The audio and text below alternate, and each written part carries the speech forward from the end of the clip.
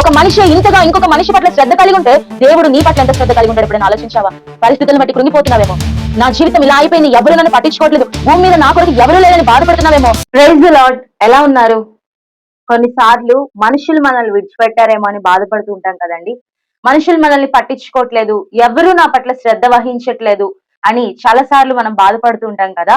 ఈ రోజు దేవుడు మనకు ఒక వ్యక్తిని జ్ఞాపకానికి తీసుకొస్తున్నాడు. అతని పేరేంటి అని అంటే మెఫీబోషెతు. ఈ మెఫీబోషెతు ఎవరు అనంటే యోనాతాను కుమారుడు. ఈ యోనాతాను సౌలు కుమారుడు.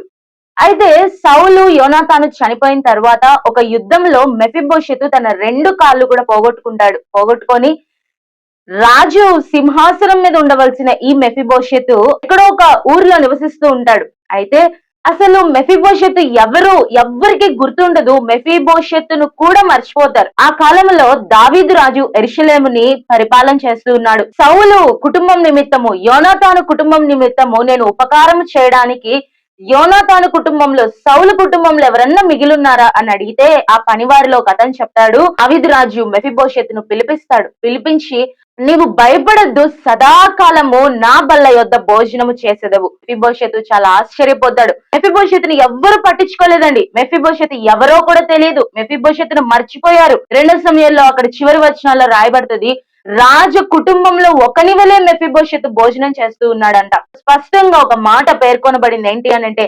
మెఫీబోషెతు కుంటివాడు, మెఫీబోషెతు కాళ్ళు లేవు. అంటే దాని అర్థం ఏంటి అంటే మెఫీబోషెతు రాజు దగ్గర కూర్చొని ఏ పని చేయట్లేదు. ఒకవేళ తను పని చేయాలి అనుకున్నా పని చేయలేని పరిస్థితి.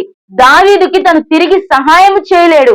అయినప్పటికీ కూడా మెఫీబోషెతు రాజు బల్ల యొద్ద కూర్చొని సదాకాలం భోజనం చేస్తున్నాడు. నువ్వు ఆ పరిస్థితిలో ఉన్నావేమో.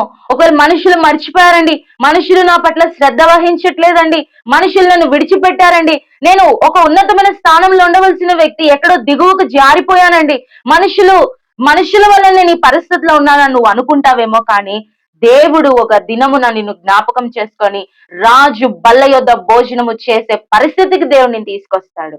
1 పేతురు 5వ అధ్యాయం 7వ వచనంలో ఆయన మిమ్మును గూర్చి చింతించుచున్నాడు గనుక మీ చింత యావత్తు ఆయన మీద వేడి. Caste all your anxiety on him because he cares for you. ఆయన నీ పట్ల శ్రద్ధ వహిస్తున్నాడు. ఈ మెఫీబోషెతు కేర్లెస్ సిచ్యువేషన్ లో ఉన్నాడు. మనుషులు కేర్ చూపించకపోవచ్చు, మనుషులు శ్రద్ధ వహించకపోవచ్చు, కానీ ఈ యేసయ్య నీ పట్ల శ్రద్ధ కలిగి ఉన్నాడు. ఈ యేసయ్య నీ ప్రతి భారాన్ని భరించేవాడిగా ఉన్నాడు. ఈ యేసయ్య నిన్ను ఒక దినమున ఉన్నతమైన స్థితిలోకి తీసుకెళ్లేవాడిగా ఉన్నాడు. మెఫీబోషెతు పేరుకి అర్థం ఏంటి అంటే సిగ్గుకరము.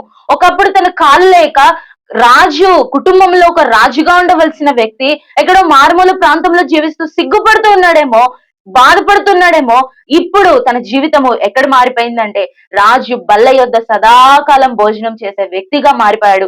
తర్వాత తన పిల్లలు కూడా అక్కడ భోజనం చేస్తున్నారండి. తను ఒక్కడే కాదు, తన పిల్లల్ని కూడా రాజు బల్ల యొద్ద భోజనం చేస్తున్నాడు. నీ జీవితంలో నువ్వు బాధపడిన పరిస్థితుల్లో నిన్ను మాత్రమే కాదు దేవుడు హెచ్చించబోతున్నాడు, నీ బిడ్డల్ని కూడా దేవుడు హెచ్చించబోతున్నాడు, నీ పిల్లల్ని కూడా, నీ వంశాన్ని కూడా దేవుడు వృద్ధిలోకి తీసుకురాబోతున్నాడు. నువ్వు బాధపడాల్సిన అవసరం లేదు. He cares for you. దేవునికి నీ పట్ల ఒక ఉద్దేశం ఉంది. నీ జీవితంలో ఎన్నో పరిస్థితులు నువ్వు అనుభవిస్తూ బాధపడుతూ ఉంటే రోమీయులకు రాసిన పత్రిక 8:28 దేవుని ప్రేమించే వారికి అనగా ఆయన సంకల్పం చొప్పున పిలువబడిన వారికి మేలు కలుగుటకై సమస్తము సమకూడి జరుగుచున్నవి. మేలు కలుగుటకై సమస్తము నీ జీవితంలో జరుగుచున్నాయి. మనుషులు ఏదో విడిచిపెట్టారని, మనుషులు పట్టించుకోవట్లేదని, ఎవ్వరు లేరు నాకు భూమి మీద అని నువ్వు బాధపడద్దు. మెఫీబోషెతుకి ఎవరు లేరండి భూమి మీద, తనకి ఎవ్వరు లేరు, తనని పట్టించుకునే వాళ్ళు లేరు. తన తాత మరణించాడు సౌలు, తన తండ్రి మరణించాడు యోనాతాను, కానీ మిగిలింది ఎవరంటే మెఫీబోషెతు మాత్రమే. మెఫీబోషెతుని పట్టించుకునే వాళ్ళు లేరు. అసలు మెఫీబోషెతు భూమి మీద ఉన్నాడు అని ఎవరికి కూడా గుర్తులేదు. దావీదు రాజుకు కూడా గుర్తులేదు. రాజు అడుగుతాడు, ఎవరైనా ఉన్నారా సౌలు కుటుంబం నిమిత్తం నేను ఉపకారం చేయడానికి అని అంటే అప్పుడు మెఫీబోషెతు సీన్ లోకి వస్తాడు.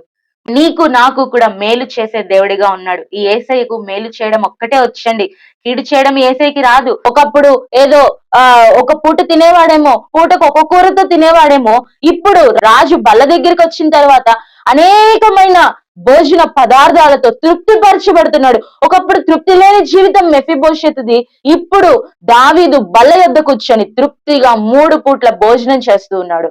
ఇంత భాగ్యము, ఇంత ఆధిక్యత ఎక్కడో తెలియని మెఫీబోషెతుకు దావీదిస్తే పరమ దావీదు యేసు ప్రభువారు నిన్ను నన్ను జ్ఞాపకం చేసుకొని ఎక్కడో ఉన్నప్పటికీ కూడా దేవుడు నిన్ను తీసుకొచ్చి మేలు చేస్తాడు, వృద్ధిలోకి తీసుకొస్తాడు. ఒక మనిషి ఇంతగా ఇంకొక మనిషి పట్ల శ్రద్ధ కలిగి ఉంటే దేవుడు నీ పట్ల ఎంత శ్రద్ధ కలిగి ఉంటాడు ఎప్పుడైనా ఆలోచించావా? పరిస్థితులను బట్టి కృంగిపోతున్నావేమో, నా జీవితం ఇలా అయిపోయింది, ఎవరు నన్ను పట్టించుకోవట్లేదు, భూమి మీద నా కొరకు ఎవరూ లేరని బాధపడుతున్నావేమో, బాధపడాల్సిన అవసరం లేదు. ఏసయ్యున్నాడు నీ కొరకు.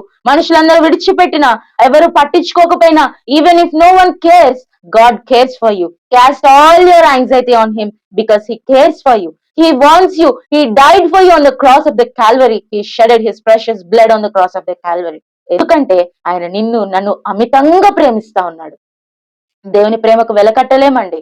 తన ప్రియ కుమారుని కూడా భూమి మీదకు పంపించాడు. యెషయా గ్రంథంలో కుమారుని నలగొట్టడము తండ్రికి ఇష్టమైంది, నలుగొట్టడం ఇష్టమైంది. పౌండింగ్, నలగొట్టబడుతూ వచ్చాడు. కుమారుణ్ణి కూడా నలగొట్టాడంటే దేవుడు నిన్ను అంతగా ఇష్టపడుతున్నాడు. ఏసయ్య నీ కొరకు నా కొరకు నలగొట్టబడ్డాడంటే ఆయన నిన్ను ఎంత ప్రేమిస్తున్నాడో నువ్వు జ్ఞాపకం చేసుకోవచ్చు. ఇంత ప్రేమించి ఏసయ్య నీకుంటే ఇంకెందుకు బాధపడతావు?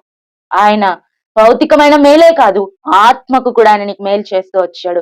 ఎక్కడో ఏసయ్య తెలియక బాధలతో, వేదనతో, అవమానమైన పరిస్థితుల్లో ఎవరు నీకు లేక, ఆదరించేవారు లేక, సహాయం లేక, ఒకవేళ నువ్వు ఎక్కడో ఉన్న నిన్ను ఏసయ్య ఎక్కడికి తీసుకొచ్చాడండి? తన మందిరంలోనికి తీసుకొచ్చాడు. తన బల్ల యొద్ద కూర్చోబెట్టాడు. దేవుని రక్త మాంసములో పాలివారయ్య కృపించాడు నీకు. నిన్ను రక్షించాడు, నిన్ను ప్రేమించాడు, నిన్ను ఉద్ధరిస్తున్నాడు, నిన్ను పోషిస్తూ ఉన్నాడు. ఒకప్పుడు నువ్వు ఏమీ లేని పరిస్థితుల నుంచి దేవుడు నిన్ను ఆశీర్వదించాడు. కారణం ఏంటో తెలుసా? ఏసయ్య నీ పట్ల శ్రద్ధ కలిగి ఉన్నాడు. He cares for you. మనుషులు శ్రద్ధ కలిగి లేకపోయినా కూడా ఆయన నీ పట్ల శ్రద్ధ కలిగి ఉన్నాడు. ఇంతటి ఏసయ్య ఉంటే ఇంకెందుకు బాధపడతావు? కొండంత ఏసయ్య ఉన్నాడు మనకి. నీ సమస్యలని చిన్నవిగా కనపడుతూ ఉన్నాయి, ఇంకా నువ్వు బాధపడాల్సిన అవసరం లేదు. మనుషులు విడిచిపెట్టారండి, ఎవరు పట్టించుకోవట్లేదండి. నా నా నా జీవితం ఏంటండి ఇలా అయిపోయింది, ఎందుకండి నేను బ్రతికుండి అని అంటే ఎందుకో తెలుసా? దేవుని మహిమపరచటానికి. దేవుడు నిన్ను వృద్ధిలోకి ఒక రోజు తీసుకొస్తాడు. ఆ ఆశీర్వాదాన్ని చూసి మనుషులందరూ కూడా సంతోషిస్తారు, యేసయ్యను మహిమపరుస్తారు. ఆ మహిమ కొరకే నువ్వు భూమి మీద ఇంకా జీవిస్తూ ఉన్నావు. ఇంకా నువ్వు కష్టపడుతుంది ఎందుకంటే ఒక దినం వస్తుంది, ఆయన నిన్ను హెచ్చిస్తాడు, నీ తల మీద కిరీటాన్ని పెడతాడు. ప్రపంచమంతా నిన్ను చూసి దేవుని మహిమపరుస్తారు. ఆయన మహిమ కొరకే నేను జీవిస్తూ ఉన్నావు. ఈ యేసయ్య నీ కొరకు నా కొరకు కలవరి శిలువలో రక్తం కార్చాడు. ఆయన నీ పట్ల శ్రద్ధ కలిగి ఉన్నాడు. ఆయన నీ పట్ల, నీ ఆత్మ పట్ల ఆయన శ్రద్ధ కలిగి ఉన్నాడు. అందుకే ఆయన భూమి మీదకి వచ్చి అనేకమైన శ్రమలు అనుభవించి నీ కొరకు నా కొరకు రక్తం కార్చి తిరిగి లేచి మూడో దినాన ఓ మరణమా నీ విజయం ఎక్కడా అని విజయుండుగా తిరిగి లేచి నీకు నాకు ఆ విజయాన్ని అందిస్తూ వచ్చాడు. విజయుండుగా ఆయన జీవిస్తున్నాడు. మనల్ని కూడా విజయవంతులుగా చేయాలని తండ్రి కుడి పార్శ్వం పక్కన విజ్ఞాపన చేస్తున్నాడు. నీ ప్రతి బాధను చూస్తున్నాడు, నీ ప్రతి కష్టాన్ని చూస్తున్నాడు, నీ ఆత్మకు కలిగే ప్రతి ఘోషణ ఆయన వింటున్నాడు, నీ ప్రార్థనలకు ఇస్తున్నాడు. నిన్ను నీ పట్ల శ్రద్ధ కలిగి ఉన్నాడు. ఈ యేసయ్య నువ్వు ఇంకా నమ్ముకోకపోతే నీ జీవితంలో ఎంత భాగ్యం కోల్పోతున్నావు తెలుసా? ఇంతటి గొప్ప రక్షణను మీరు ఎలాగూ నిర్లక్ష్యం చేస్తారు. ఈ యేసయ్యని నమ్ముకో. యేసయ్యని, ప్రభా నేను పాపిని, ఇంతగా ప్రేమించే యేసయ్య నాకు దొరికినా కూడా నేను మర్చిపోయాను, నేను విడిచిపెట్టాను, లోకం కొరకు మనుషుల కొరకు పరిగెత్తానని యేసయ్య దగ్గరికి రా. యేసయ్య నీ ప్రతి పాపాన్ని క్షమిస్తాడు. ఆయన నేను హక్కును చేర్చుకుంటాడు. ఆయన నీ కొరకు వేచి ఉన్నాడు. తన అరచేతుల్లో నేను చెక్కుకున్నాడు. నీ కొరకు ఆయన వేచి ఉన్నాడు. చిన్న కుమారుడి కొరకు తండ్రి ఎలాగైతే వేచి ఉన్నాడు, పరమయేసు ప్రభు వారు పరమ తండ్రి నీ కొరకు అలాగూ వేచినాడు. తప్పిపోయిన పరిస్థితిలో ఉన్నా పర్లేదు, ఎంత ఘోరమైన పాపమును చేసినా పర్లేదు, యేసయ్య దగ్గరికి రా. యేసయ్య నీ ప్రతి పాపాన్ని క్షమిస్తాడు. సదాకాలం ఆయన బల్ల యొద్ద కూర్చుండే భాగ్యం ఇస్తాడు. ఆయన మందిరంలో నిన్ను నివసింపజేస్తాడు. అనేకులకు నిన్ను ఆశీర్వాదకరంగా ఉంచుతాడు. మనుషులు బాధపరిచిన ఈ దేవుడు నిన్ను ఆశీర్వదిస్తాడు.